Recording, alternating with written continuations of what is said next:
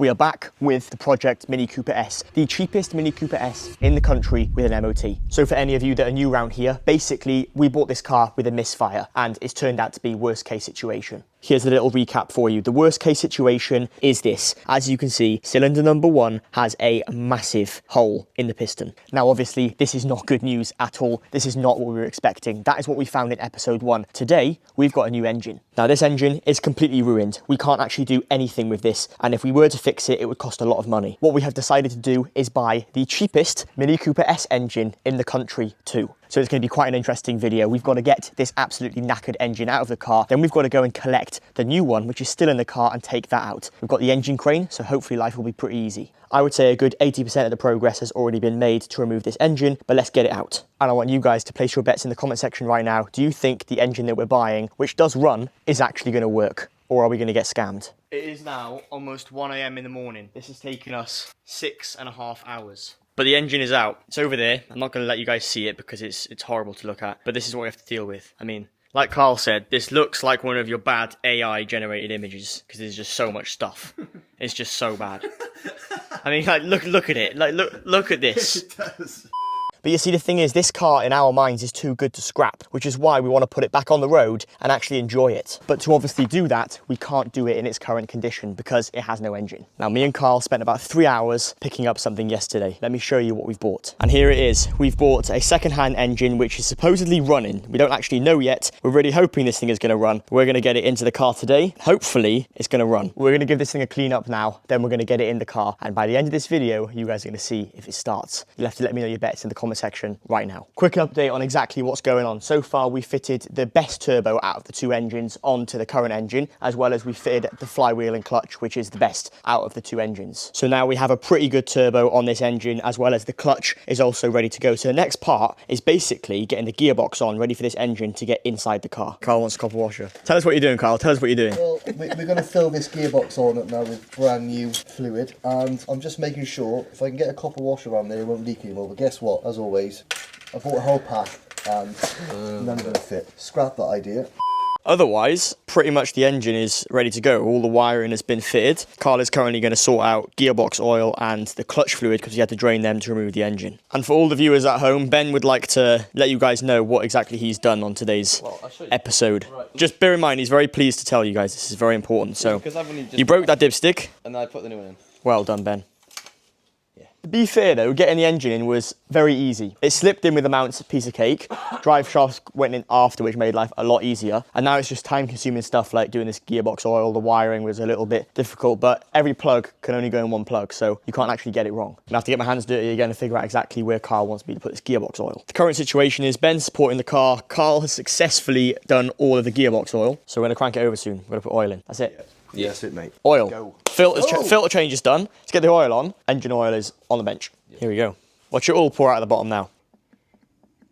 Only the best for this engine. What have you picked up, Carl? It's Total Energies quartz, mate. BMW LL04. There we go. Even though it's a Peugeot engine, or Citroen, or French, but it's made in Brazil, so many different things. Are there going to be any weird noises when we crank it over? Mate. Because cranking it over by hand is really slow, so we don't know what it's going to be like when you actually crank it over. Because when we actually picked this engine up, it had no high pressure fuel pump and the car was flat, etc., so we couldn't actually start it. It's been about half an hour and Carl's still here. No oil has leaked out yet. He's still going. Still.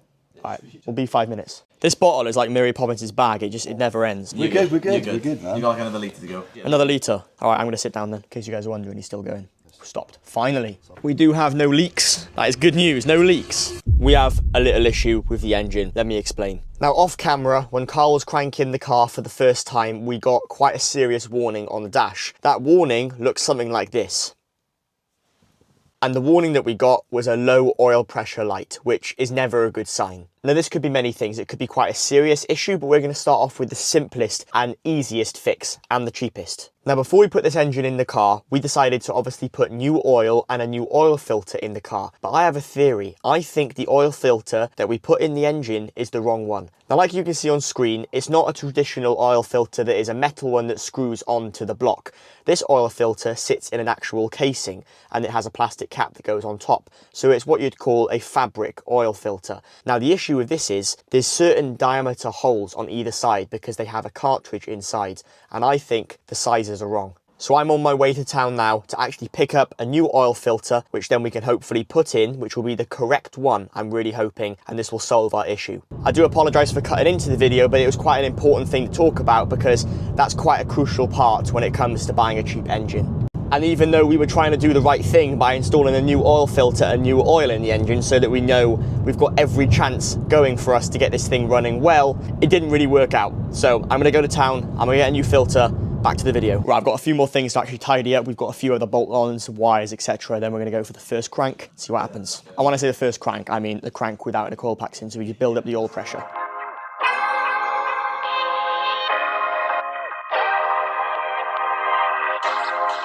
Don't ask Ben to change your battery. And why? Is this not tightening up? We're leaving the coil packs out. The fuel pump is primed and there's no leaks. I'm getting more camera time than I thought.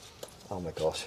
I'm gonna put a blur on his face so you guys focus on me. Apart from everything else though, Carl cleaned up the car today and the bodywork, the whole rest of the car is really nice. Next thing we've got to sort out is the interior. But when you look in the interior of this, you can still see we need to fully clean this thing because there's plants growing in the gear shifter there. The floor looks like it's been, well, the floor actually looks like a farmyard, so we need to clean the inside of this, but the rest of it is a piece of cake and the car's looking good. This engine hasn't ran in about a year, but it did run, so Carl's going to crank it, we're going to build some oil pressure up, and then we'll see what happens. I was stood here in the last episode when we found the catastrophic damage from the last video, and this time I'm hoping that's not going to be the case. I found the problem. If it starts, Ben, you've got to eat these old nasty nuts. I'll have one from the bottom because they've been touched by last You've got to year. eat the hairy one at the top. You don't want to see what else is in this car. No, I don't want to see. Three, Stop from 10. 2, 1.